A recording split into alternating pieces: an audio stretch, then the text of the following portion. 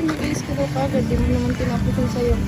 Sige, di mo kasi sinabi ng ganun yung gano'n. Eh, para naman ginagawa ko para man yun sa grades ko. Hindi naman ano.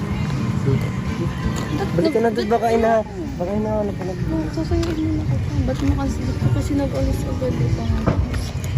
Dapat tinapos mo muna. Baka ay nahanap ko. Please lang yun. Nakakawin na.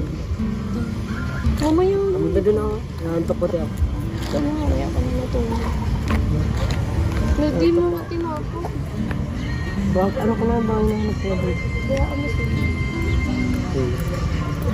Siyo man lang yun para man lang yun sa grades.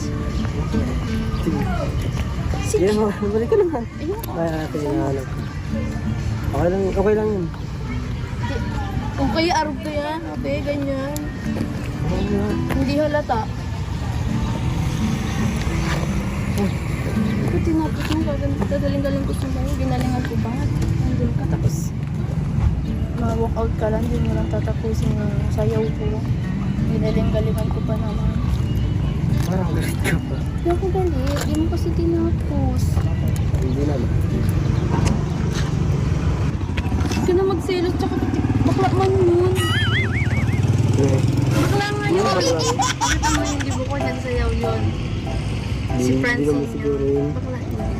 Pero, oo nga, kasi nga ano, syempre, from alam mag-ano siya, bakla naman, dapat lalaki siya naman talaga. Bakla talaga yun. Seryoso? Oo nga. Sarap?